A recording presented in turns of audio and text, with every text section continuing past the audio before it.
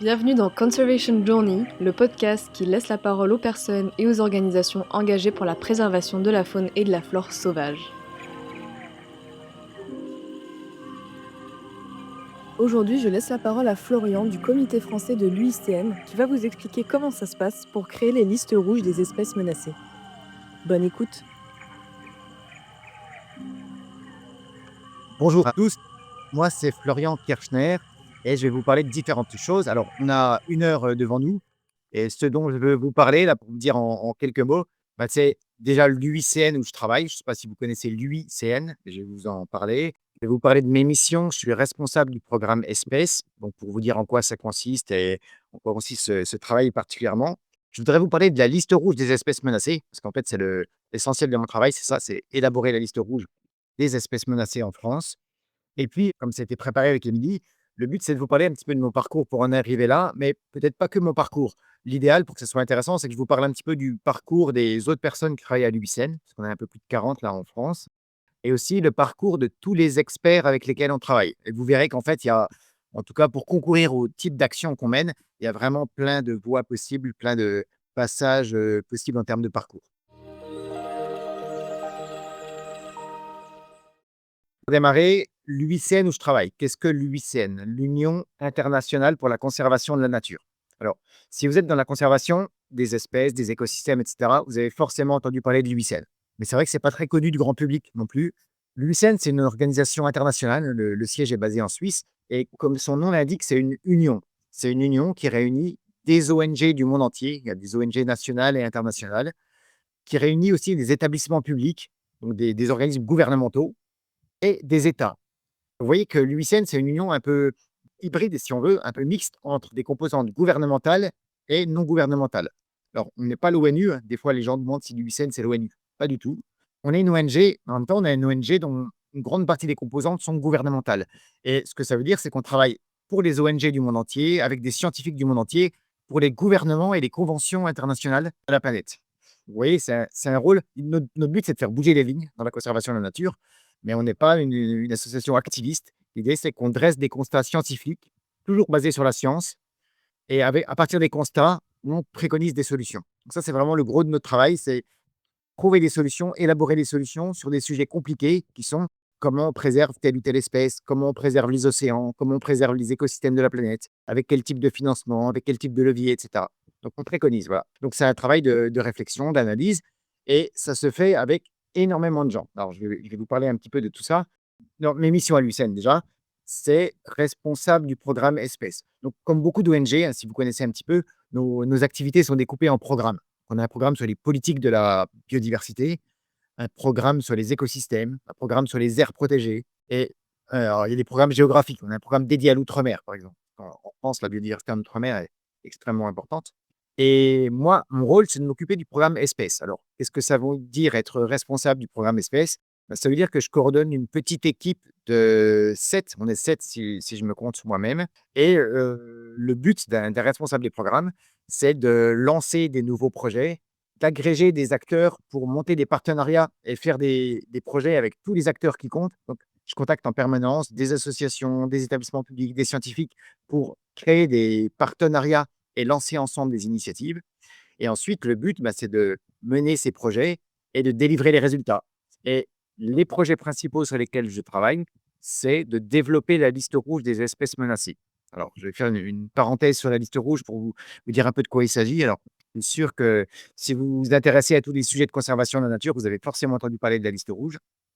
C'est un outil de l'UICN qui est établi au niveau mondial. Ça existe depuis plus de 60 ans, la liste rouge, au niveau mondial. Et en résumé, on peut dire que c'est un état de santé des espèces dans le monde. La liste rouge, elle permet de savoir quelles espèces sont menacées, par quoi les espèces sont menacées. Alors, ça peut être des animaux, ça peut être des plantes, ça peut être des champignons, hein, tout type d'espèces. Où est-ce que les espèces menacées dans le monde se situent et surtout, où est-ce qu'on doit agir pour les préserver. Donc, c'est un outil de diagnostic qui préconise des actions pour préserver les espèces. C'est un peu un outil d'alerte. Et vous connaissez sans doute le résultat de la liste rouge parce que tout le jeu de la liste rouge, c'est d'attribuer aux espèces des catégories. Alors, vous avez peut-être vu, si vous avez lu des projets de conservation ou si vous allez sur Wikipédia, tout simplement, hein, vous avez vu des petits codes avec des acronymes qui sont accolés aux espèces. Dans la liste rouge, il y a des espèces qui sont vulnérables. C'est la première catégorie de menace. C'est le VU qui est jaune. Il y a des espèces en danger, c'est un EN orange, et d'autres qui sont en danger critique. Là, c'est la catégorie rouge. En danger critique, c'est évidemment la dernière catégorie avant l'extinction, la dernière marche avant l'extinction, si vous voulez. Donc, le but de notre travail, c'est d'identifier toutes les espèces de la planète qui s'approchent de l'extinction. Donc, soit elles sont vulnérables, soit elles sont en danger, soit elles sont en danger critique. Évidemment, dans la liste rouge, il y a aussi beaucoup d'espèces qui ne sont pas menacées. Donc, heureusement, toutes les espèces risquent pas de disparaître tout de suite, hein. Ça, c'est quand même une nouvelle importante. Donc, il y a des espèces non menacées, il y a des espèces menacées, donc c'est les 3 catégories dont je vous parle, et on recense aussi des espèces éteintes. Alors, pas éteintes il y a trop longtemps, c'est-à-dire qu'on ne remonte pas au temps des dinosaures, par exemple, hein, on ne fait pas de la paléontologie. On recense les extinctions depuis l'année 1500, qu'on appelle les extinctions contemporaines. Donc, dans la liste rouge, il y a aussi des espèces éteintes depuis moins de 5 siècles. Et pour parvenir à établir ce classement des espèces, vous vous doutez bien que, alors, que moi, déjà, je ne travaille pas tout seul. Je ne travaille même pas que avec mon équipe, là où on est 7, comme je vous disais. En fait, on travaille avec des réseaux d'experts, avec plein d'associations. En fait, l'idée, c'est de, par exemple, quand on fait un l'état des lieux des papillons en France, bah, l'idée, c'est de travailler avec toutes les associations qui ont des connaissances sur les papillons, les scientifiques du CNRS, les scientifiques des universités, les gens qui travaillent dans les parcs naturels ou les réserves, etc.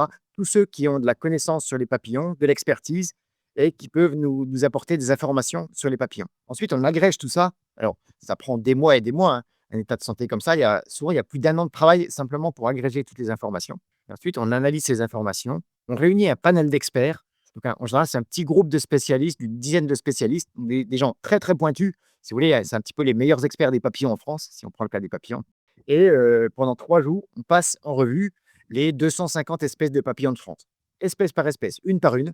On regarde quelle est sa situation, où est-ce qu'on la trouve en France, est-ce qu'elle diminue ou pas, quels sont les effectifs si on connaît, dans chaque secteur de France, quelles sont les menaces. Et avec toutes ces informations, on confronte les données, donc les effectifs, l'aire de répartition, la superficie, le taux de déclin, le niveau de fragmentation aussi. On confronte toutes ces informations à des critères précis qui sont définis au niveau mondial et qu'on applique pour la France pour savoir si les espèces, pardon, se placent dans les catégories d'espèces menacées. Pour aboutir à chaque catégorie, on procède par consensus. Donc, on a notre panel d'experts, on examine les données et on définit une catégorie par consensus en fonction de la méthodologie qui existe et qui vaut au niveau mondial. Et tant qu'on n'atteint pas le consensus, ben on discute. On discute, est-ce que l'espèce elle est plutôt vulnérable, plutôt en danger ou plutôt pas menacée, etc. Et petit à petit, on chemine comme ça jusqu'à produire une catégorie. Notre but, en fait, vous l'avez compris, hein, c'est d'établir un état des lieux qui fait référence. Donc, ça doit être absolument solide et robuste. Si vous voulez, quand on dit que le gorille des montagnes est en danger critique dans le monde, ou que la baleine à bosse se porte mieux, ou que le grand requin marteau est en danger critique, ça doit être irréfutable, ça doit être incontestable. Donc, on travaille de manière rigoureuse, méticuleuse, avec toutes les informations possibles, dans la mesure du possible, avec les meilleurs experts qu'on peut mobiliser, pour aboutir à des choses qui soient voilà, robustes, indiscutables, et qui ensuite vont orienter les politiques de conservation. C'est ça le but, c'est identifier les priorités pour savoir où agir et comment agir le plus rapidement possible. Donc, je vous dis tout ça pour vous expliquer que mon travail, c'est essentiellement un travail de réseau, en fait, hein. Je suis basé à Paris pour vous dire, alors, ce que ça veut dire concrètement, c'est que je ne vois pas souvent les espèces sur lesquelles je travaille. Quand ça soit les oiseaux dans les Pyrénées, les petites plantes des Alpes, les requins là, au large de la Bretagne, tout ça, c'est pas des espèces que je vois, mais je travaille avec des experts au jour le jour, au quotidien, qu'on contacte, qu'on réunit, et cetera, qui, eux, sont sur le terrain. Alors souvent, c'est toute l'année à recenser les libellules, recenser les champignons, et cetera, et qui, grâce à leurs connaissances, en gros, qui nous permettent d'évaluer l'état de santé des espèces. Ce que je vous décris là, c'est vrai pour la France, hein, qui est mon champ de travail, puisque je suis à l'UICN France, mais ça se fait de la même façon dans le monde, sur des échelles donc plus larges, à l'échelle globale. Peut-être une petite précision, la liste rouge mondiale existe depuis 60 ans. Elle permet de mesurer le risque d'extinction mondiale des espèces. Une espèce vulnérable, par exemple, ça veut dire qu'elle a un risque significatif de disparaître à moyen terme. Moyen terme, c'est, alors pour vous rassurer, c'est pas demain, c'est pas dans 1 ou 2 ans, mais c'est pas non plus dans un siècle. Quand on dit à moyen terme, c'est plutôt un risque de disparition dans 30, 40, 50 ans. Donc une espèce vulnérable, elle a un risque significatif de disparition. En danger, c'est un risque fort de disparition. Et en danger critique, un risque très fort d'extinction à moyen terme, 30, 40, 50 ans. Donc ça, c'est au niveau mondial. Et pour la France, nous, on mesure le risque de disparition de France. Par exemple, le lynx est en danger en France parce que, vous savez peut-être, il y a moins de 150 lynx en France, effectif extrêmement faible, surface occupée extrêmement faible. C'est une espèce qui subit de nombreuses menaces. Donc c'est une espèce qui risque de disparaître de France si on n'agit pas à temps. Voilà un petit peu le type de travaux. je vois que les premières questions, vous allez sur le terrain parfois. Alors, c'est un peu ce à quoi je viens de répondre. Ben non, si je vous parle de mon travail, en fait, moi, c'est un travail d'analyse, de coordination. Ça se passe à Paris. Alors, je vais sur le terrain, si vous voulez, c'est pour mes loisirs parce que je vais vous parler de mon parcours après. Évidemment, tout ça, ça vient d'une passion et la nature, c'est ce qui me fait vibrer, ce en quoi je crois et j'ai vraiment envie de prendre ma part d'action pour préserver la nature, hein. Parce qu'on vit une sixième crise d'extinction qu'on se doit d'affronter avec toutes les forces qu'on peut mobiliser aujourd'hui et ça, c'est vraiment ce qui me motive. Donc oui, je vais sur le terrain, mais plutôt pour mes loisirs. Par contre, pour mon travail, non, pas vraiment. Mais je travaille avec des gens qui, eux, sont en permanence sur le terrain. Si vous voulez, parfois, j'ai une question sur la loutre. On me demande, mais comment vont les loutres en France? Ben, c'est pas moi qui vais aller observer des loutres, j'en serais bien incapable, mais je contacte les spécialistes de la loutre, en Nouvelle-Aquitaine, en Bretagne, dans le Massif central, sur les rivières et avec toutes ces spécialistes de la loutre, on arrive ensemble à un peu définir où en sont les effectifs ou quel est le taux d'augmentation. Parce que la loutre, elle a tendance à aller de mieux en mieux en ce moment. C'est une des espèces qu'on arrive, en ce moment plutôt à sauver. Donc pour répondre à la question, pour être honnête, je suis obligé de vous dire non, je ne vais pas sur le terrain. Je vois rarement les espèces sur lesquelles je travaille. Mais c'est pas grave, c'est passionnant et c'est important. Alors, est-ce que vous vous basez aussi sur les articles scientifiques? C'est une question de Maïlis. Oui, beaucoup, beaucoup. Je vous fais un petit peu un raccourci là, mais la phase initiale, quand on fait un état des lieux, je reprends mon exemple de l'état des lieux sur les papillons. La phase initiale, qui peut durer plus d'un an souvent, c'est vraiment d'agréger toutes les informations qu'on a. Alors, les informations, c'est des bases de données du Muséum d'histoire naturelle, c'est des bases de données de l'OPI, l'Office pour les insectes et leur environnement, qui est une super association qui travaille sur les insectes en France, l'OPI. C'est aussi des informations qui peuvent venir des parcs nationaux, des réserves naturelles, et cetera. Donc, c'est des données de présence des espèces. Le but, c'est de savoir pour chaque espèce où est-ce qu'elle est présente en France ou pas. Mais on travaille aussi avec des scientifiques et du coup, on épluche tous les articles scientifiques qui sont publiés sur les papillons, qui documentent une régression ou des menaces, et cetera. Et donc oui, puis j'oublie sans doute des choses. On utilise des atlas aussi, hein. Vous savez qu'il y a des gens qui font, par exemple, des atlas de répartition des libellules en France. Ben ça, pour nous, c'est extrêmement précieux. Un atlas de répartition des libellules, c'est pour chaque espèce de libellule. Si je ne me trompe pas, il y a en gros une centaine d'espèces de libellules différentes en France. Ben, pour chaque espèce, il y a des passionnés qui établissent des cartes de répartition des libellules. Évidemment, pour nous, ça, c'est super pour confronter un petit peu ces cartes aux critères de la méthodologie et savoir quelles espèces de libellules risquent de disparaître à moyen terme. Pour continuer là, juste sur la fabrication de la liste rouge, vous parlez de oui, à quoi ressemble une journée de travail standard? Alors, ben, première réponse, il n'y a pas vraiment de journée standard, mais vous vous en doutez un peu. Alors, comme je vous disais, mon travail, c'est un travail de coordination. Alors, concrètement, on est basé à Paris ou à Montreuil, pour être précis, donc juste à côté de Paris. Mon travail, pour être honnête, pour vous le dire, hein, c'est un travail de bureau, hein, quand même. Je travaille sur la nature, mais depuis un bureau. Mais avec plein de gens qui sont partout en France. Quand je dis France, c'est y compris en outre-mer, hein. On est en permanence en lien avec des gens de Polynésie française, de La Réunion, de Guadeloupe, et cetera, de Guyane, où il y a des enjeux énormes. Alors, mon travail, comment je peux vous dire ça? Ben, c'est beaucoup en gros, organiser les projets par mail, en faisant des réunions et en faisant des visios. Si vous voulez, si je dois vous décrire ce que je fais précisément, le premier niveau, déjà, c'est d'identifier des projets. Donc, on doit identifier des projets où il y a des enjeux. Donc, par exemple, on regarde un peu toutes les espèces et on se demande, bon, ben, quelles espèces méritent une liste rouge aujourd'hui? Donc, si on se rend compte que, je ne sais pas, les pollinisateurs, c'est le cas en fait en ce moment, les abeilles pollinisatrices sont en fort déclin. Et en fait, en France, on n'a pas de liste rouge des abeilles. Donc, ça fait déjà quelques années qu'on se dit, ben, il faudrait vraiment qu'on établisse une liste rouge des abeilles sauvages. Je ne sais pas si vous savez ça, hein, l'abeille domestique, c'est une espèce. Les abeilles sauvages, c'est 1000 espèces en France. Il y a 1000 abeilles pollinisatrices. Souvent, on dit l'abeille, l'abeille, mais il n'y a pas une abeille, hein. C'est comme le requin. Il n'y a pas un requin. Il y a 1200 espèces de requins et raies.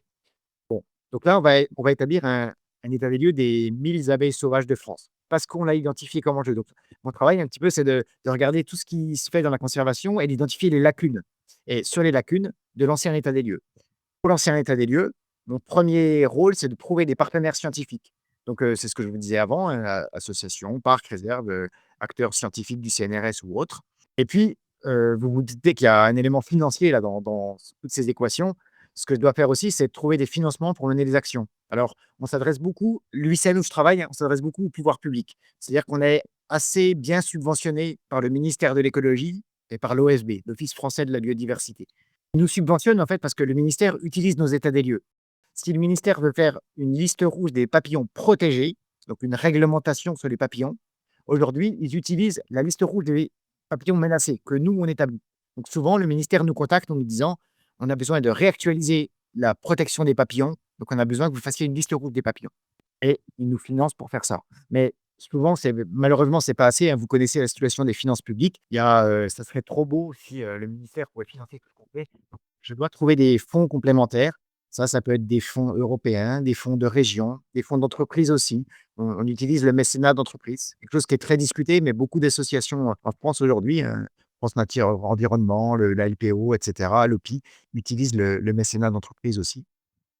Donc ça fait partie du travail. Et puis surtout, le cœur du métier ensuite, c'est de coordonner la réalisation de l'état des lieux. Donc par exemple, en ce moment, je coordonne la réalisation de l'état des lieux sur les abeilles. On s'appuie beaucoup sur le Muséum d'histoire naturelle.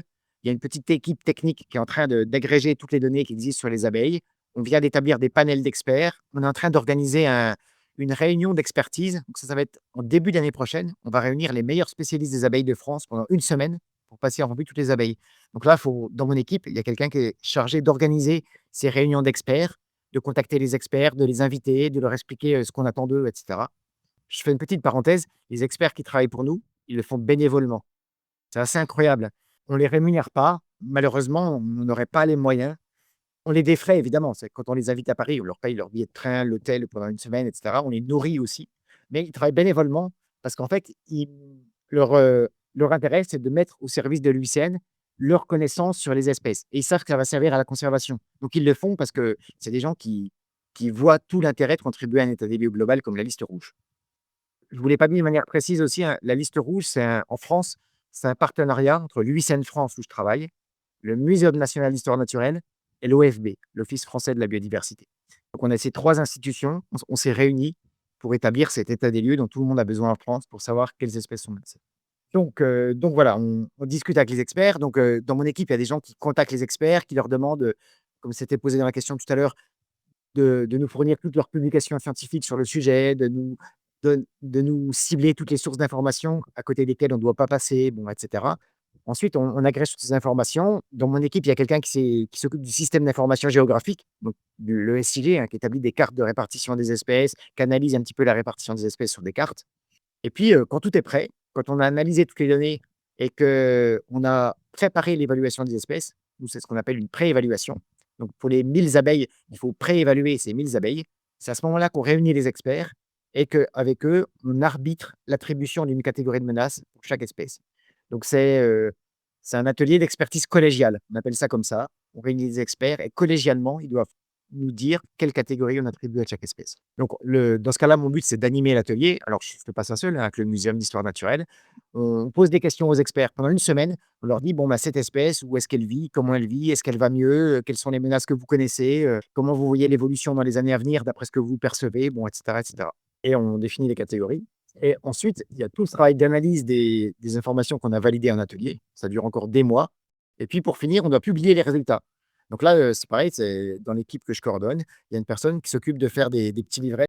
Donc le but, c'est d'établir une publication. Donc c'est des éléments de diagnostic et on essaie de les rendre accessibles au grand public. Donc l'idée, c'est de les fournir au ministère de l'écologie pour que le ministère, hausse son niveau de protection sur la base de nos constats. Mais on a aussi un intérêt fort à communiquer auprès du grand public. Donc souvent, le travail final, c'est de faire un communiqué de presse pour essayer de rendre ces éléments communicants et de faire en sorte que ça puisse être repris par la presse. Souvent, ça marche assez bien parce que les espèces, c'est assez communicant et pour nous, les espèces sont un petit peu des bonnes ambassadrices de toutes les menaces qui pèsent sur la biodiversité. Si on met en avant je ne sais pas moi, l'aigle de Bonelli en France ou le lynx, et cetera, on peut expliquer pourquoi les espèces qui vivent en France sont menacées, quelles menaces nous-mêmes, humains, on fait peser sur les espèces et comment chacun peut agir. Et donc voilà, la fin du travail, c'est ça, c'est la communication à la presse et la réponse aux sollicitations des médias. Donc, tout ça est un peu difficile à résumer, mais mon travail, c'est beaucoup, des mails, des réunions, réunir des gens, motiver des gens à nous rejoindre pour travailler sur un état des lieux et puis, assurer les ressources financières qu'il faut pour délivrer des résultats qui ensuite vont être utiles pour la conservation. Et pour finir, quand on publie une liste rouge, on n'a pas fini le travail. La liste rouge, c'est l'état des lieux, hein. Malheureusement mais en même temps, c'est normal, la liste rouge, elle a pas de valeur réglementaire. La liste rouge, il faut la voir comme un outil scientifique. Donc, c'est juste un état de connaissance, mais elle ne change rien à la protection des espèces. Pour qu'ensuite il se passe des choses, on a un autre travail qui vient ensuite, qui est le travail de plaidoyer. Nous, ce qu'on fait, et dans mon équipe, il y a une personne qui est spécialisée dans le plaidoyer. L'idée du plaidoyer, c'est de prendre les constats de la liste rouge et s'assurer que, alors en particulier les pouvoirs publics, qui sont nos principales cibles, donc le ministère de l'écologie, mais ça peut être aussi le ministère de l'agriculture, vous vous en doutez, le ministère de la mer ou d'autres, les régions, voilà, tout ça. Notre but, c'est que ces pouvoirs publics mettent en œuvre des politiques qui permettent de mieux préserver les espèces. Donc en établissant des listes d'espèces protégées, classent les espèces et qui interdisent de les chasser, de les cueillir ou de les détruire tout simplement. Ce qu'on souhaite aussi, c'est qu'il y ait des plans d'action qui soient lancés sur les espèces les plus menacées. Ça s'appelle des PNA, les plans nationaux d'action. C'est des plans qui sont ciblés sur les espèces qui ont le plus fort taux de menace en France. Et puis surtout, ça vous le savez aussi, ce qu'on doit faire, c'est agir contre les menaces. Donc il y a tout un volet d'action qui est d'identifier les menaces et d'essayer de réduire les menaces. Et comme vous vous en doutez, c'est là où c'est le plus dur, quand on doit agir sur l'utilisation des pesticides, sur la surpêche, sur l'uniformisation du territoire, l'urbanisation, etc. Mais ça fait partie du travail et alors on fait des préconisations, mais on est rejoint sur ces préconisations avec beaucoup des membres de l'UICN. Il y a beaucoup d'associations membres de l'UICN qui reprennent nos constats pour les porter aussi avec leur propre plaidoyer, souvent sous une forme plus militante que la nôtre, mais pour faire bouger les lignes auprès des pouvoirs publics. Alors, je vais vous dire quelques mots sur mon parcours, mais j'aimerais bien vous parler de tout ce qu'ont fait les gens qui travaillent à l'UICN France, parce que mon parcours, c'est un parcours parmi pas mal d'autres. Pour ma part, et vous verrez du coup qu'il y a pas mal de façons d'approcher l'UICN ou une organisation comme l'UICN, puis il y a d'autres organisations qui travaillent comme nous sur des bases très scientifiques pour agir pour la préservation de la nature. Alors, mon parcours, le point de départ, hein, c'est d'abord une passion pour la nature. Alors, pour moi, c'était les arbres. Je sais qu'à chacun de nous, hein, on accroche sur des choses qui nous émerveillent dans la nature. Ça peut être des paysages de vacances, une sortie en mer, la découverte des fourmis ou l'observation des oiseaux, des plantes, ce qu'on veut. Bon, moi, c'était les arbres. Peut-être pas très original, mais... Et du coup, je voulais préserver les forêts. Donc ça, c'était au début, sans trop savoir ce que ça voulait dire préserver les forêts. Mais en gros, ça m'a amené à faire de la biologie. Alors c'est vrai qu'il y a plein de voies possibles pour travailler dans la conservation de la biodiversité, mais la biologie et l'écologie, c'est un petit peu les voies principales. Alors, dans la biologie, il y a plein de domaines différents et l'écologie, c'est le domaine le plus macro, hein, puisqu'il y a la biologie des molécules, biologie moléculaire, il y a la biologie des cellules, la biologie des organismes et puis la biologie des écosystèmes, c'est l'écologie. En gros, comment les espèces vivent entre elles, interagissent entre elles et c'est aussi dans cette branche de l'écologie qu'on a toutes les réflexions et les recherches sur le pourquoi des espèces en viennent à disparaître, qu'est-ce qui fait qu'une espèce peut se retrouver menacée d'extinction, etc. Donc la biologie des extinctions, ça fait aussi partie de l'écologie. Et sinon, l'écologie, c'est aussi l'écologie politique, hein, c'est différent. Là, je vous parle de l'écologie scientifique. Donc du coup, j'ai fait de l'écologie et alors, c'est un parcours parmi d'autres encore une fois. Moi, j'ai eu l'occasion de faire, une école de biologie. Alors, je ne sais pas si vous connaissez, mais les écoles de biologie en France, c'est des écoles d'ingénieurs. C'est beaucoup des écoles d'agronomie. Donc l'avantage, c'est que ça ouvre beaucoup de portes pour faire beaucoup de choses ensuite, mais c'est des parcours en 5 ans, hein, ça nous emmène jusqu'à bac+5. Mais sachez que tous les parcours universitaires, fac de type, licence, maîtrise et master sont des tout aussi bons parcours, puisqu'il y a des très bons masters d'écologie et d'ailleurs moi j'étais en école, d'agronomie en fait, à Paris et en fait il y avait pas d'écologie dans l'école ou de manière très légère. Donc ce que j'ai fait, c'est que j'ai fait ma dernière année en retournant à la fac pour faire un master d'écologie alors que j'ai fait à Jussieu, à Paris. Donc, c'est un master cohabilité entre l'université d'Orsay, le musée d'histoire naturelle et l'université de Jussieu. Si vous êtes un peu dans ce domaine-là, vous savez sans doute qu'il y a plein de super bons masters en écologie en France. Alors, ça, c'est si vous avez envie de faire des études longues, hein. Je dirais après, on peut aussi faire des études courtes ou faire d'autres parcours. Mais si vous avez un peu envie de faire des études longues, vous pouvez faire de l'écologie de manière super à Montpellier, à Grenoble, à Rennes, à Lille. Bon, à Paris, je l'ai déjà dit, à Toulouse, il y a tout ce que j'oublie là. Il y a vraiment pas mal de très bons masters en écologie, soit orientés recherche, si c'est la recherche qui vous intéresse, soit orientés un peu plus pratique ou un peu plus pratique de la conservation, gestion d'espaces naturels et intervention pour préserver les espèces. Donc ça, c'est ce que j'ai fait. Et puis, donc voilà, c'est un parcours d'ingénieur, si vous voulez, mais qui m'a obligé de passer par la fac finalement pour me spécialiser en écologie, parce que les écoles d'ingénieurs n'ont pas en interne, si vous voulez, la spécialisation écologie.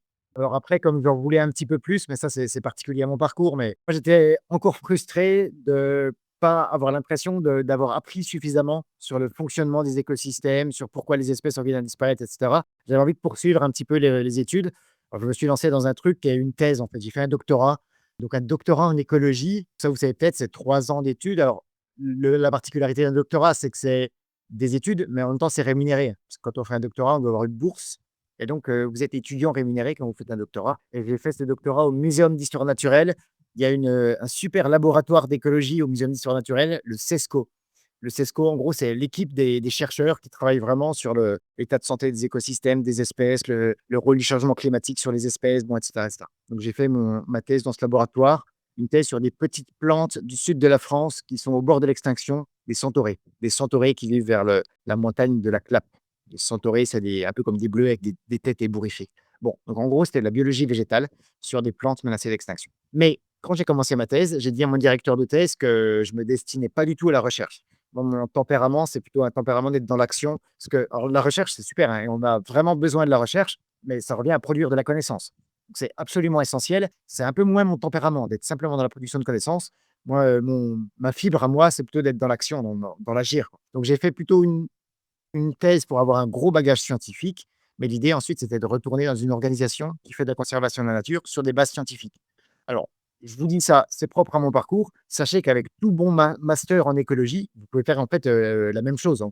Un master en écologie, ça vous donne un super bagage scientifique qui vous permet ensuite de travailler dans les conservatoires botaniques pour les plantes, dans des associations type LPO, OPI ou autres, dans des administrations. C'est des très bons parcours. Comment on arrive à intégrer le CESCO concrètement? Ben, le CESCO, c'est une équipe de chercheurs, hein, donc soit vous êtes, alors déjà, si vous êtes en parcours, vous arrivez au niveau, licence ou master 1, master 2, vous pouvez faire un stage au CESCO, hein. Il y a, toute l'équipe qui suit, les oiseaux des champs. Le CESCO, c'est eux qui produisent le stock, le suivi temporel des oiseaux communs. En gros, c'est grâce à la coordination du CESCO au muséum qu'on sait qu'on a perdu 30 des oiseaux des champs en moins de 30 ans. Parce qu'ils alors, c'est grâce à eux, à tous les ornithologues qui sont sur le terrain évidemment, mais le CESCO agrège toutes ces informations qui viennent des ornithologues de toute la France pour produire un indicateur qui est extrêmement médiatique et extrêmement préoccupant, c'est qu'on est en train de perdre à grande vitesse les oiseaux des champs, en France. Donc, vous pouvez postuler au CESCO pour faire un stage. Vous pouvez faire une thèse, au CESCO aussi. Là, je vous parle du muséum, hein, mais sachez vraiment que, je vous le redis, il y a plein de super universités, Toulouse, Montpellier, Lille, Amiens, Rennes, Grenoble et j'en oublie, où il y a des très bonnes équipes en écologie. On a la chance d'avoir un tissu scientifique assez dense en France sur l'écologie. Alors, jamais assez, hein, il y a jamais assez de chercheurs, assez de moyens financiers pour chercher, ça c'est sûr, mais il y a plein d'équipes qui font des travaux remarquables et nous, à l'UICN, c'est grâce à eux qu'ensuite on arrive à évaluer l'état de santé, des écosystèmes, des océans, des espèces. Question un peu spécifique sur une des missions énumérées. Y a-t-il une personne de votre équipe spécialisée sur le plaidoyer politique ou bien c'est une mission partagée? Si oui, a-t-elle des compétences particulières? Donc, sous-entendu une formation pour mener ces missions. Ouais, c'est exactement là où je voulais en venir. Moi, mon parcours, c'est en gros, c'est un parcours de scientifique. Et ensuite, je me suis, avec la formation ingénieur, ça c'est plutôt bien, mais vous pouvez l'acquérir autrement pour les compétences en montage de projet. Un montage de projet, c'est trouver des partenaires, trouver des financements, faire un plan de travail, par exemple, sur 2 ans, organiser les actions sur 2 ans, ensuite suivre le déroulement du projet et à la fin, vous assurer que vous restituez les résultats du projet comme prévu.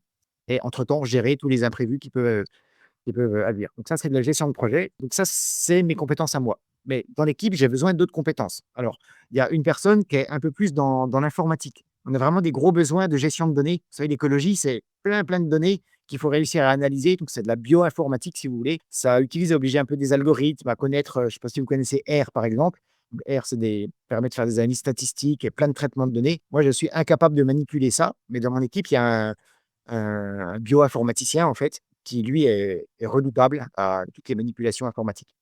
Et il y a pour répondre à la question aussi, pour la partie plaidoyer, eh ben, figurez-vous que jusqu'à il y a 2 ans, il y avait personne. Donc on faisait alors on peut tous faire du plaidoyer, hein, si vous êtes, convaincus de la conservation de la nature, que vous établissez des états des lieux et cetera, vous pouvez ensuite développer les compétences qu'il faut pour que ces états des lieux, ils aient du poids, soit auprès des médias, soit auprès d'un ministère ou du grand public. Mais en vrai, c'est quand même, quelque chose qui se travaille, ça demande des vraies compétences. Donc on a ouvert un recrutement il y a 2 ans, on a recruté quelqu'un qui a un parcours qui est plutôt Sciences Po, en fait. Donc quelqu'un qui vient de la science politique, qui a fait des études sur la politique de l'environnement et ça évidemment, c'est extrêmement précieux, pas que chez nous à l'UICN, mais dans pas mal d'associations qui font du plaidoyer. Avoir des gens qui ont un background un petit peu en politique publique de l'environnement ou ça peut être politique agricole aussi, hein, tout ça est assez lié. C'est vraiment précieux pour faire un bon plaidoyer. Vous pouvez faire donc ces parcours-là et soit écologie, soit informatique, bioinformatique, soit, je vous la disais Sciences Po. Je peux rajouter la géographie aussi, parce qu'on a pas mal de besoin d'analyser ce qui se passe à l'échelle des territoires, concilier les enjeux à l'échelle des territoires. Quand on travaille sur le loup, par exemple, le loup, c'est une grosse, grosse problématique de conciliation d'enjeux. En gros, protéger le loup en France, c'est concilier le pastoralisme, donc l'élevage, avec la présence d'un grand carnivore qui peut aussi manger des moutons. Et donc, du coup, des compétences un petit peu en politique et en aménagement du territoire, c'est vraiment précieux. Donc, on peut avoir ça dans l'équipe.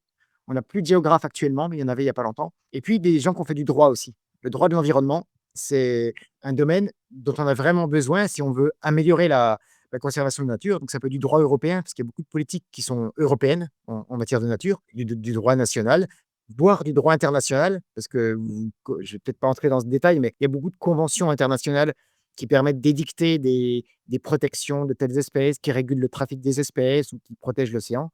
Et donc, ça, c'est des domaines de juristes, en fait, hein. Il nous faut des juristes pointus en droit de l'environnement, et on n'en a pas assez, hein, aujourd'hui. Le droit de l'environnement est assez complexe, mais est essentiel si on veut préserver la nature. Donc voilà, il faut des scientifiques, des informaticiens, des géographes, des sciences politiques, des juristes, et j'oublie certainement des choses. Est-ce que j'ai travaillé dans d'autres structures avant d'intégrer l'UICN? Alors, bah, j'ai un parcours assez linéaire, c'est que j'ai fait mon doctorat, j'ai eu l'occasion d'aller travailler en Afrique centrale pendant quand même 1 an et demi. Alors ça, c'était avant le doctorat. C'est-à-dire qu'après mes études de 5 ans, je voulais vraiment arrêter les études parce que 5 ans, c'est beaucoup. Et je suis parti travailler 1 an et demi en Afrique centrale, au Gabon, sur des questions de préservation de la forêt, qui était un peu ma passion initiale. Ce qui a été absolument génial et extrêmement enrichissant. Mais après, j'avais envie de rentrer, de reprendre des études pour me remettre à développer du bagage scientifique. Donc voilà, il y a eu cette incursion au Gabon, puis parcours scientifique, puis ensuite j'ai cherché du travail. Et en fait, je cherchais des missions dans n'importe quelle structure qui travaille dans la conservation de la nature sur des bases très scientifiques. Et en fait, en France, parce que c'est vraiment le credo de l'UICN, hein, la bonne conservation. Alors ça doit se faire avec le bon sens, ça peut se faire avec le bon sens, mais en fait, le bon sens ne suffit jamais. Il faut quand même savoir ce qu'on fait. Il y a plein d'erreurs qui ont été faites en conservation. Même quand on a réintroduit des espèces, l'histoire des réintroductions d'espèces, c'est une longue histoire d'erreurs, en fait. Et c'est malheureux, quand on parle d'espèces menacées, on n'a pas le droit de se tromper. Donc du coup, pour éviter les erreurs, pour bien faire les choses, les diagnostics scientifiques, la compréhension scientifique du fonctionnement des écosystèmes, elle est quand même assez essentielle. Je dis pas que la science dit tout, mais c'est quand même la science qui nous permet de comprendre comment agir de manière pertinente pour affronter la 6e crise d'extinction.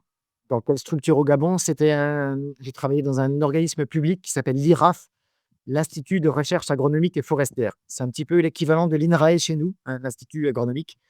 Mais au Gabon, il y a un institut qui est spécialisé sur la forêt. Le gros enjeu du Gabon, vous savez, le Gabon, c'est historiquement un pays pétrolier, mais le pétrole a été exploité à tel point qu'il n'y en a plus beaucoup aujourd'hui. Enfin, les ressources sont en train vraiment de se tarir. Et du coup, le Gabon s'est reporté sur la forêt. Sauf que la grosse différence, c'est que le pétrole, c'est pas durable. Quand il n'y en a plus, il n'y en a plus. La forêt, ça peut être durable. Et vous connaissez les appétits sur la forêt, des appétits de sociétés, alors j'allais dire chinoises, malaisiennes, indonésiennes, mais aussi européennes, des gros appétits sur la forêt. Donc il était indispensable que le Gabon muscle ses politiques de préservation de la forêt pour développer une politique d'exploitation, parce qu'on peut toujours exploiter le bois, à condition que ça soit durable, donc il y ait de la reforestation au fur et à mesure. Et donc, je suis revenu, j'ai fait cette thèse et en fait, j'ai cherché du travail. Alors, c'est jamais facile de chercher du travail. Quand on a fait une thèse, c'est un peu compliqué parce qu'on nous prend pour un chercheur. Donc, je devais expliquer que j'avais fait une thèse, mais pas pour faire de la recherche. Mais ça marche quand même. J'ai mis quand même une petite année, à 10 mois, je pense, pour trouver, en passant des entretiens qui n'ont pas marché, hein. Ça, c'est le jeu, hein. Quand on cherche du travail, il faut être un peu patient, faut pas avoir peur de l'échec parce que voilà, pour chaque poste, il y a besoin d'un candidat ou une candidate en général. Donc, si on est 50 à postuler ou 100 à postuler, ben, il y a pas de la place pour tout le monde. Mais le but, c'est de ne pas se décourager et puis de chercher plein de directions. Le petit conseil que je peux donner, enfin, je reçois aujourd'hui beaucoup de candidatures, hein, de gens qui veulent travailler à l'UICN ou pas. Ce qui est très appréciable, c'est les candidatures ciblées. Moi, plutôt que de faire des candidatures spontanées, tous azimuts, dans toutes les directions, mais un petit peu banales, ces candidatures, elles ne sont pas lues, en fait. Elles sont pas, on voit bien elles ont pas de fond.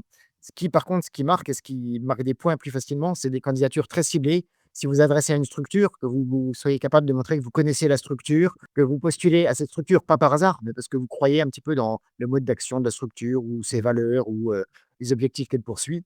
Et en liant ça avec votre parcours à vous, vous liez vos compétences et vos passions, vos motivations à une structure à laquelle vous postulez, en expliquant pourquoi vous postulez justement à cette structure. Ça demande de travailler une lettre de motivation un peu plus qu'une lettre bateau, hein, mais ça marque beaucoup plus facilement des points. Est-ce qu'il est possible de faire des stages à l'UICN? Ouais, il est possible. Alors, par exemple, en alternance pendant un master ou un stage de découverte d'une semaine, ou même une journée pour découvrir le métier. Alors, une semaine, une journée, on a un peu du mal, nous, à accueillir parce on est un peu en flux tendu et c'est toujours un peu compliqué. Plutôt en stage, enfin bon, désolé, hein, de cette réponse, mais des stages très volontiers. On a tendance à prendre des stages alors un peu longs, donc plutôt licence master 1, master 2, donc des stages de 3 mois ou 5-6 mois. Sinon par contre, je pourrais enfin si vous m'envoyez, un mail, hein, florian.kirchner@uicn.fr, je peux vous envoyer la liste des membres de l'UICN et dans nos membres, hein, on a plus de 70 organisations de membres en France. Il y a plein de structures qui recherchent des stagiaires en permanence, qui sont des super structures qui travaillent toutes dans la conservation. Donc en tout cas, c'est possible, mais plutôt en version longue. Voilà pour les parcours. Je voulais juste finir. Donc là, je vous ai parlé des parcours des gens qui travaillent à l'UICN et je vous disais juste avant, au début, qu'on travaille avec tout un réseau, d'acteurs, hein, qui nous servent, par exemple, à établir la liste rouge. Donc les gens qui en travaillent, donc il y a dans le monde, il y a plus de 10 000 personnes qui contribuent à la liste rouge. En France, on a j'ai plus les derniers chiffres, depuis 10 ans, on a travaillé avec plus de 500 personnes au total. Donc en gros, on est en permanence en train de contacter des gens qui sont des super acteurs de la conservation de la nature et vous pouvez aussi faire partie de ces gens-là. Alors, souvent la motivation initiale, c'est une passion. Donc, soit c'est des gens qui ont un parcours scientifique, très long et qui sont chercheurs, donc ça peut être, université, CNRS ou autre.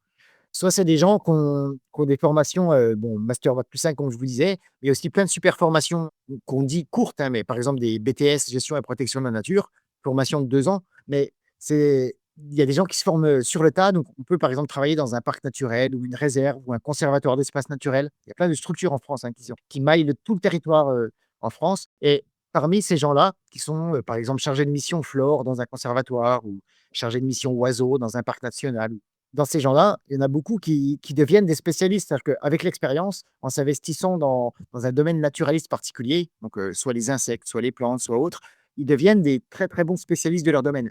Et nous, c'est exactement avec ces gens-là qu'on travaille aussi quand on veut établir la liste rouge. Pour vous dire qu'il n'y a pas que des gens qui ont fait des études extrêmement longues, il y a des gens qui sont passionnés, qui se sont mis à travailler sur le terrain après, quand ils en avaient assez de faire des études, par exemple, après 2 ans d'études et qui sont devenus aujourd'hui des, plus grands spécialistes, de ce que vous voulez, des abeilles, des grenouilles ou des requins, par exemple. Voilà un petit peu sur la diversité des parcours.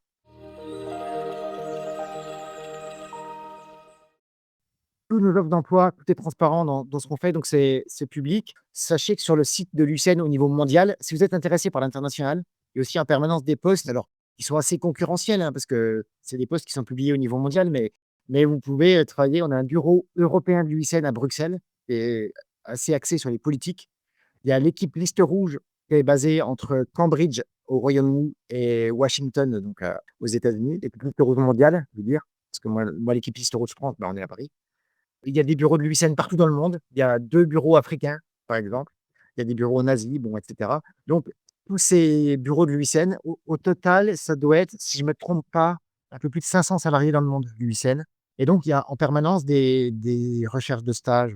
Dans la diversité des métiers, ce que j'ai oublié, c'est les métiers de la communication aussi. On a évidemment une chargée de communication. Elle peut aussi chercher des stages, parfois, des stages ou des alternances. En ce moment, on a une alternante en communication. C'est un domaine essentiel sur lequel je trouve on n'est encore pas assez bon parce que l'UICN, on n'est pas très connu du grand public. Et c'est sans doute parce qu'on n'a pas la force de frappe qu'ont d'autres organisations en termes de communication. Mais c'est un domaine qu'on essaie de développer parce que c'est évidemment indispensable. Ça fait partie du nerf de la guerre. Dans les offres d'emploi, y a-t-il des contrats d'alternance pour des masters, par exemple? Alors, alternance, on l'a fait plusieurs fois pour l'équipe communication chez nous, pas pour les postes thématiques jusqu'à maintenant. Donc, c'est les postes qui sont dans les programmes un petit peu thématiques. Mais en fait, il y a aucune objection à ça. Ça pourrait très bien se faire, en fait. Même ça pourrait nous être utile par moment. Je réfléchis, est-ce que c'est jamais arrivé? Je crois que c'est jamais arrivé. Mais ça pourrait se faire, en fait. Il y a aucune barrière, à ça. Ce que vous pouvez faire aussi, en plus de la page offre d'emploi et des stages, vous pouvez aller sur la page équipe. Le vous verrez du coup toute l'équipe de l'UICN France. Vous verrez qu'on a une quarantaine et c'est organisé par programme. Donc si vous vous intéressez spécialement aux enjeux marins, par exemple, vous trouverez très facilement dans l'équipe écosystème notre personne qui est spécialiste, qui est chargée de mission océan, en gros. Et vous pouvez toujours, contacter, poser des questions, savoir s'il connaît, s'il a des pistes pour, tel ou tel type de travail, et cetera. Donc là, en tout cas, n'hésitez pas, il y a nos contacts mail. On n'a pas toujours le temps de répondre, dans les 24 heures, hein, mais si vous faites un mail un peu sympa, puis un peu vous demandez des infos, on est là pour répondre, évidemment. Comment on a évolué au sein de l'UICN, effectivement. Le secteur associatif en France, bah, moi, ça fait 15 ans que je suis à l'UICN, là, maintenant. Honnêtement, il y a des évolutions, c'est un peu contrasté. La tendance générale sur 15 ans, c'est plutôt à l'augmentation. C'est vrai aussi pour France Nature Environnement, la LPO, etc. Les effectifs ont tendance à grossir, parce qu'il y a de plus en plus d'attention qui est portée à l'environnement. Donc, c'est un domaine où les recrutements se font. Le petit bémol, c'est ces derniers temps-là, vous avez vu que les finances publiques se contractent. Du coup, il y a des subventions qui sautent pour certaines associations, etc. Donc là, on a un petit passage à vide qui est un peu dur sur les finances. Rares sont ceux qui ont dû licencier des gens. Ça arrivait ponctuellement dans certaines régions où le pouvoir en place a vraiment coupé beaucoup de subventions. Je vais citer personne, mais ça se passe du côté de Rhône-Alpes. Mais sinon, pour le moment, on arrive à maintenir les effectifs, mais on a bon espoir que ça reprenne par la suite. Et donc, du coup, actuellement, on est 40, je vous disais. Quand je suis arrivé, j'étais simple chargé de mission à l'UICN, mais c'est les postes d'entrée chez nous. Enfin, on était 2 dans l'équipe espèce. Et puis, en fait, avec la structure qui a grossi, on a mis en place des responsables d'équipe. Comme je devenais un petit peu plus ancien que les nouveaux qui arrivaient, je me suis retrouvé à être responsable d'équipe. Mais ça s'est fait progressivement. L'équipe, là, on est passé de 2 à 7, mais parce qu'il y a vraiment des besoins et parce que les acteurs se tournent vers nous pour nous demander des états des lieux. Donc, en gros, on manque pas d'idées, on manque pas de choses à faire. Ce qui manque le plus, c'est des financements. Mais c'est aussi mon travail de trouver des financements. Ce qui nous manque en vrai à l'UICN, c'est un chargé de levée de fonds. Vous savez, des organisations comme le WWF ou Noé Conservation ont un poste dédié à la levée de fonds. Bon, bah, nous, on n'a pas ça et ça nous manque. Mais c'est un des postes un peu stratégiques qu'il faut qu'on arrive à mettre en place par la suite. Donc, une candidature spontanée peut être envisageable. Je vous recommande de la cibler dans ce cas-là, d'essayer de cibler un programme particulier et puis de dire un petit peu ce qui vous intéresse. Et ce qu'on fait en général, enfin, en tout cas, moi, ce que je fais si vous m'envoyez une candidature, c'est alors, soit ça tombe pile au bon moment et il y a un poste qui va s'ouvrir, bon, bah, ça tombe bien. Si ce n'est pas le cas, j'essaie de vous donner des pistes de soit j'ai entendu parler d'un poste ailleurs, soit dans nos membres, il y a des gens qui cherchent en ce moment ou autre. Donc, j'essaie de vous répondre comme ça, mais ça coûte pour vous, c'est un peu de temps de faire une candidature spontanée, mais ça peut faire mouche, c'est ça qu'il faut savoir. Alors, il faut être prêt à avoir pas de réponse ou des réponses négatives, mais le jour où ça fait mouche, ben, vous aurez gagné votre journée. Je suis arrivé en 2000, je vous dis 15 ans, attendez, je suis arrivé en 2007, donc ça fait 18 ans en fait, que Lucien. Voilà, ça commence à faire, ouais. Donc on est des responsables comme moi, on est 6.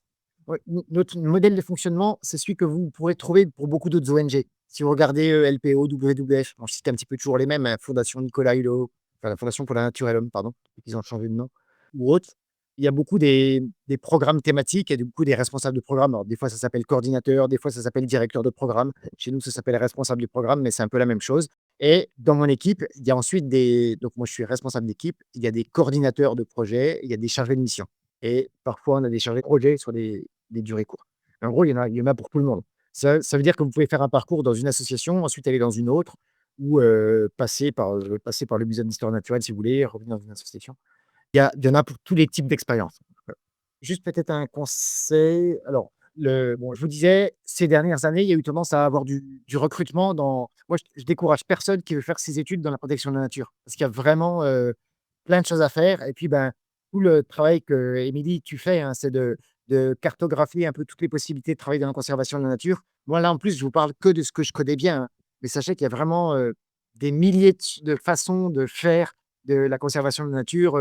Vous pouvez partir au bout du monde sur le terrain dans un sanctuaire. Vous pouvez, bon, bref, je ne vous détaille pas tout ça, mais il y a vraiment plein de choses à faire. Donc, ne vous freinez jamais. Si vous êtes passionné par ça, vous avez envie de travailler dans la protection de la nature. Et le conseil, ouais, quand même, c'est de cultiver votre culture du domaine. C'est-à-dire qu'il y a quand même beaucoup de gens qui cherchent, évidemment, parce qu'il y a les masters ou les BTS, oui, les BTS forment beaucoup de gens. Donc, ce qui fait un petit peu la différence, souvent, surtout si vous sortez d'études, tout le monde a un peu le même profil en sortie d'études, le même nombre d'expériences, le même nombre de stages. Mais ce qui fait la différence, c'est la motivation et votre capacité à montrer un intérêt personnel fort dans le domaine. Donc, si vous, par exemple, ça peut être aller à des conférences, dévouer une conférence près de chez vous ou loin de chez vous, si c'est en visio, peu importe. Mais essayez d'assister à ce qui se dit en termes de conservation de la nature. Et il y a plein de choses, hein, la plupart des séminaires ou des conférences sont ouvertes et vous pouvez participer. Une pratique naturaliste, c'est évidemment un grand, grand plus. Alors, c'est pas obligé. Pour être honnête, moi, c'est pas mon cas. C'est-à-dire que j'ai pas, quand je suis entré à l'UICN, je pouvais pas dire que j'étais très naturaliste. J'ai des connaissances botaniques assez basiques, des connaissances ornitho, presque rien.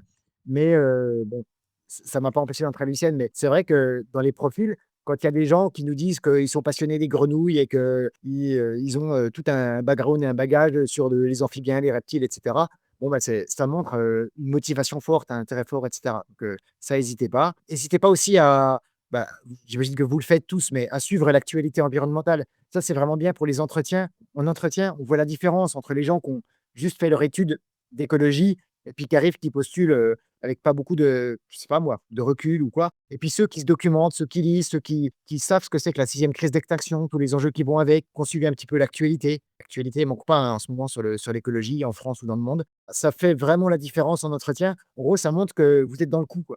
En plus de votre bonne formation, bah, vous êtes motivé, par vous-même, vous vous investissez, vous pouvez être membre d'une association, vous pouvez suivre des conférences, vous pouvez développer des compétences naturalistes. Enfin, tout ça, c'est des plus qui font la différence. Type de profil recherché pour un poste de chargé levée de fonds. Honnêtement, je ne sais pas, c'est pas mon domaine.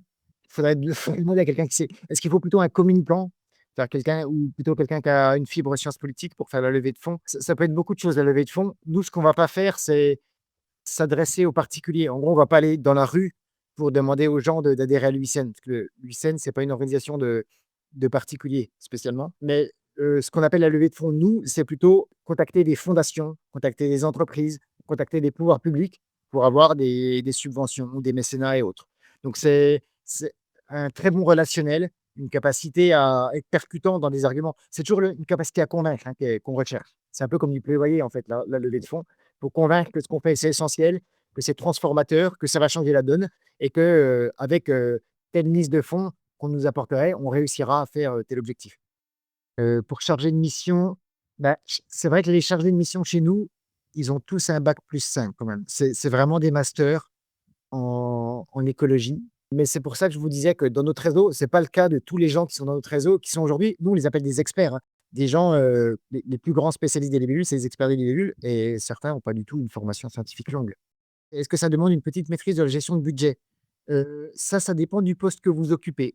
Dans l'équipe où je suis, il y a certaines personnes qui suivent les budgets avec moi, mais pas tout le monde. Notre informaticien, par exemple, il s'occupe pas des budgets. La personne qui s'occupe du plaidoyer s'occupe pas spécialement des budgets. Mais par contre, j'ai dans l'équipe des gens qui m'aident à la gestion de projet et eux, effectivement, ils s'occupent de la gestion des budgets. Mais ça peut s'apprendre au cours de la formation. Honnêtement, ça peut aussi s'apprendre sur le tas. Moi, par exemple, j'ai appris en arrivant à Nucen, en vrai, ce que c'était que la gestion de budget. Donc, heureusement, hein, si vous postulez à un poste, vous avez déjà vu les fiches de poste hein, où on demande dans les compétences. Parfois, il y a 10 tirets et puis on cherche toujours le mouton à 5 pattes qui sait, qui a des compétences en écologie, qui connaît le réseau des acteurs, qui a un gros background scientifique, qui sait gérer les budgets, qui sait gérer les projets. Bon, sachez que si vous remplissez pas toutes les cases, c'est évidemment pas grave parce qu'on ne trouve jamais personne qui remplit toutes les cases. Il y a toujours des fondamentaux et le reste, ça s'apprend. Je reviens sur ce sujet de levée de fonds. Effectivement, la levée de fonds, ça demande sans doute une connaissance de la maîtrise de la gestion de budget. Oui, c'est même certain, parce que, en tout cas, en levée de fonds, donc ça fait partie de mon travail. Quand on monte un projet, en tout cas, on doit définir des objectifs, définir une manière d'atteindre les objectifs. On définit un process, un calendrier, etc. Et surtout définir le budget qui va avec. Donc, quelles vont être toutes les dépenses, comment elles vont être dépensées dans le temps, et puis quelles vont être les ressources. Et c'est sur les ressources qu'ensuite on contacte des structures. Mais pour être convaincant, il faut arriver avec un bon budget. Faut qu'on montre exactement qu'on est clair sur nos objectifs et sur la manière dont on va les atteindre. Et du coup, une bonne manière de faire, c'est d'avoir un bon budget qui est carré. Mais honnêtement, je trouve que ça s'apprend, en fait, gérer un budget. C'est beaucoup du bon sens. Moi, il faut juste que la somme à la fin, la somme des dépenses et la somme des ressources à la fin soit égale pour que votre budget soit équilibré. Mais pour le reste, ça se travaille. Bon, il y a des subtilités, hein, je simplifie, mais ça se travaille. La question, il faut quand même un bon bagage pour entrer comme chargé de mission dans ce type de structure, je suppose. Que conseillerez-vous pour gagner cette expérience? C'est souvent le grand obstacle dans nos recherches d'emploi. Oui, ça, c'est un peu ce que je vous disais, c'est qu'en sortie d'études, vous allez être nombreux à chercher du travail avec tous une bonne formation. Alors, bac 2 ou bac plus 5, c'est faire un master. Et la difficulté, c'est comment faire la différence. Certains font une autre 5e année d'études. Je n'ai pas d'avis là-dessus. Ça peut être intéressant de faire un double master. Franchement, c'est pas indispensable. À mon avis, c'est intéressant si vous cherchez vraiment une double compétence dans 2 domaines qui vous intéressent. Mais ne vous forcez pas à faire une nouvelle année d'études si jamais c'est compliqué au bout d'un master. C'est déjà beaucoup, un master. Dans les bonnes façons de faire la différence, alors il y a des stages évidemment. Alors le stage, surtout les derniers stages de votre parcours, c'est les meilleurs tremplins pour la suite. Idéalement, si votre stage se passe bien, n'hésitez pas à miser sur les gens avec qui vous avez travaillé en stage pour qu'ils vous aident à mettre un pied à l'étrier pour la suite. Le mieux, c'est, enfin, si vous arrivez après le stage à trouver un contrat court, même un CDD de 6 mois ou d'1 an. Alors, Peut-être vous allez dire: «Bon, un CDD, c'est pas glorieux» et cetera, mais peu importe. Pour commencer, c'est vraiment bien parce que ça fait la différence, en fait. Si la structure où vous avez fait votre stage vous embauche en vous prolongeant 6 mois de plus en CDD, en fait, c'est génial. Ça veut dire que vous avez fait un super stage, que vous avez, donné une grande satisfaction et que les gens ont voulu vous garder, un certain temps. Donc en tout cas, au moment de votre stage, essayez de voir s'il n'y a pas des opportunités de compléter par un contrat court. Sinon, une bonne façon d'avoir de l'expérience, c'est tout ce qui est VSC, vous savez, les volontariats service civil. Alors, je dois reconnaître, hein, que c'est pas les choses les mieux payées du monde, mais franchement, ça peut être des super postes à l'étranger ou en outre-mer. En France, il y en a plein en outre-mer, par exemple. Vous pouvez être chargé de mission du plan national d'action sur les tortues marines en Guadeloupe, par exemple. Ils vont chercher un volontariat service civil et c'est un poste qui dure 1 an où vous êtes défrayé pour aller en Guadeloupe et bon, bah, vous n'êtes pas royalement payé, mais c'est un métier, enfin, plus que le SMIC, hein, quand même. C'est payé, tout ça est dans les minimums légaux. Mais par contre, ça vous permet d'acquérir une première expérience qui est extrêmement valable ensuite pour votre recherche d'emploi. Je vous en parle parce qu'il y a beaucoup d'associations qui recourent au service civique. L'intérêt pour une association, c'est que l'employeur a moins de charges sur un service civique qu'un CDD. Donc, c'est intéressant. Simplement, c'est plafonné en durée. Si je ne me trompe pas, ça peut être 1 an et demi ou 2 ans max. Je crois que c'est 2 ans de maximum. Je ne sais plus si c'est 1 an et demi ou 2 ans. Mais si vous voulez voir du pays ou travailler en association ou même en service civique, il y en a aussi à l'Office des forêts, à l'Office français de la biodiversité, hein. Donc les établissements publics. Ça peut être une bonne façon de mettre le pied à l'étrier. C'est vrai que la difficulté, c'est le tout premier contrat. Bon, je ne sais pas ce que chacun de vous cherche dans la vie ou quoi, mais ne négligez pas les contrats courts au début. C'est pas royal, ça peut être décevant, etc. Mais c'est pas grave. Puis quand on démarre, faut pas s'arrêter à ça. Et en tout cas, ces premières expériences feront la différence ensuite pour rechercher c'est un tremplin, en gros, pour rechercher un autre poste plus intéressant ensuite. Est-ce que je suis bénévole dans des assos naturalistes? Moi, non. Alors, je vous le conseille, mais actuellement, je ne le suis pas, on va dire ça comme ça. Non, je fais du bénévolat dans d'autres choses parce que je passe énormément de temps dans la biodiversité et il y a d'autres causes, ben, vous savez que ça ne manque pas de causes, importantes dans le monde en ce moment. Donc je m'investis aussi dans d'autres choses, mais pas dans des associations naturalistes. Pour les plus vieux qui n'ont pas accès au service civique, ouais, c'est vrai parce qu'il y a une limite d'âge. Je ne sais plus si c'est 28, 29, 30 ans, c'est autour de ça. Donc si vous avez passé l'âge pour les services civiques, non, mais il faut viser un premier contrat, mais y compris un contrat court, un CDD. Si jamais vous avez un trou dans votre CV, par exemple, pendant 3 ans, vous avez rien fait, mais je mets des guillemets, rien fait qui ressemble à un emploi, c'est vraiment pas grave si vous avez fait autre chose et que vous savez l'expliquer au moment de l'entretien, hein. Donc déjà, vous inquiétez pas de passer du temps à faire autre chose qu'être en poste. Ça n'empêche pas, pour la suite. Mais le mieux, c'est de reprendre une activité parce que les CDI, évidemment, c'est super concurrentiel les CDI. Plein de gens postulent aux postes en CDI ou les CDD longs, de 2 ans, par exemple. Moi, je vous conseillerais, si ça vous embête pas, ça dépend de votre vie, vos choix personnels, mais si ça vous embête pas, j'hésiterais pas à postuler, y compris sur des contrats, de quelques mois. Parce que de toute façon, ça construit votre bagage, ça construit votre expérience, ça muscle, votre parcours et ça vous permet de décrocher un futur entretien ensuite. Ça muscle votre réseau aussi, hein. Tout ça est beaucoup une affaire de réseau. N'hésitez pas dans les conseils aussi à si vous identifiez les gens dans des structures qui vous intéressent vraiment beaucoup, vous pouvez faire une candidature spontanée, mais éventuellement la tourner plutôt, si vous en aviez le temps, j'aimerais bien discuter avec vous de vos missions parce que je suis en train de m'orienter dans l'environnement et je voudrais avoir votre avis. Ça peut être utile, c'est que au mieux, votre candidature spontanée, elle fait mouche. Éventuellement, elle fait pas mouche, mais vous avez tourné un mail de manière suffisamment intéressante pour que votre interlocuteur vous dise: «Bon, bah, écoutez, on s'appelle, on prend une demi-heure» et ce genre de conseil par n'importe quel praticien, n'importe quel professionnel qui est en poste, ça peut être utile. Ce qui peut, entendre parler d'un poste qui vous intéressait, il peut avoir des conseils ou moi, j'avais fait ça pour ma recherche de poste, en fait. J'avais contacté des gens, parce que ça a pris 10 mois, alors je ne sais pas si vous trouvez ça long ou pas long. Moi, je commençais à trouver ça long au bout d'un moment, mais c'est le jeu, hein. J'avais contacté des gens en leur demandant s'ils avaient le temps de parler. Le temps de parler de ce qu'ils font et de ce qu'ils me conseilleraient pour quelqu'un qui était, alors à l'époque jeune pour moi et qui voulait s'orienter dans un travail de conservation sur des bases scientifiques. Et j'avais eu quelques échanges hyper intéressants, peut-être 4-5 personnes, mais qui m'avaient vraiment aidé à m'orienter. Toute discussion que vous pouvez avoir avec des gens qui sont dans le milieu, ça vous servira de toute façon, hein. Ça vous donnera des idées, puis les gens, ils peuvent avoir des conseils et puis vous savez jamais, au détour d'une discussion, parfois il y a un poste qui apparaît ou alors, si l'échange se passe bien, vous restez dans la tête de quelqu'un et puis il vous rappelle 6 mois plus tard en disant: «Mais au fait, est-ce que vous êtes toujours en recherche d'emploi? Nous, on va ouvrir ça» ou hésitez pas et c'est très riche en fait de proposer un échange. Puis en plus, c'est moi, quand j'en reçois des demandes, c'est léger. Il suffit de faire ça en une demi-heure, par téléphone. C'est assez léger par rapport à un emploi de temps débordant. N'hésitez pas si vous avez besoin de conseils. Toute l'équipe, on a les mêmes tics de mail. Donc, vous allez sur notre page équipe, vous trouvez mes collègues, vous n'hésitez pas. Oui, n'hésitez pas à demander des conseils ou des pistes par la suite, ou à contacter mes collègues, ou à contacter d'autres gens qui vous semblent intéressants. C'est à vous de vous faire votre cartographie de ce qui peut vous intéresser.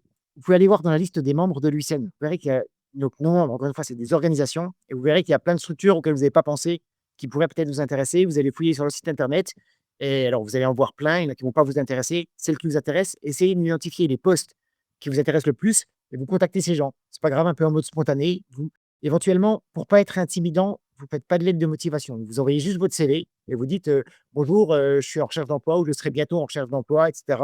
Votre structure m'intéresse beaucoup. Je serais intéressé pour discuter avec vous de vos missions et prendre vos conseils. Ça me serait utile dans ma recherche. Et ça, ouais, voilà, ça vous aidera peut-être. Je vous souhaite à tous de réussir à travailler dans ce qui vous plaît le plus. Si vous êtes passionné et déterminé, si vous croyez en tout ça, je pense qu'on est un peu de la même espèce là, tous, à être, en rage et par ce qui se passe dans le monde, mais convaincus qu'on peut encore changer la donne. Et pour changer la donne, le mieux, bah, c'est de se retrousser les manches et d'agir. Vous savez, il y a beaucoup de pessimistes ambiants, hein. Moi, on me demande souvent si je suis optimiste ou pessimiste. La situation, elle est vraiment pas rouge. Tous les indicateurs, font plutôt peur en ce moment, quand on parle d'environnement. Par contre, quand on est dans l'action, quand on est en train d'agir, ça permet de surmonter tout ça de manière forte. Puis ça permet de se sentir utile, d'avoir du sens et puis d'avoir des victoires. Je ne vous l'ai pas dit, mais je peux peut-être finir là-dessus. À côté de toutes les espèces qui s'approchent de l'extinction, il y a des espèces qui disparaissent chaque année. Vous savez qu'il y a des milliers d'espèces qui disparaissent chaque année, hein, et dont plein d'espèces qu'on ne connaît pas encore. À côté de toutes ces espèces qui disparaissent, il y a aussi des espèces qu'on arrive à sauver. Aujourd'hui, la baleine à bosse est sortie des espèces menacées de la liste rouge. Le bouquetin des Alpes est sur le retour. La loutre et le castor, ils sont de retour aussi. Et il y a d'autres espèces comme ça qu'on arrive à sauver à force d'action et grâce à des gens passionnés qui ne veulent pas laisser la situation évoluer. Sans rien faire. Voilà, bon courage à tout le monde alors. Et puis on continue à travailler tous ensemble sur l'environnement. J'espère vous croiser un jour dans la conservation.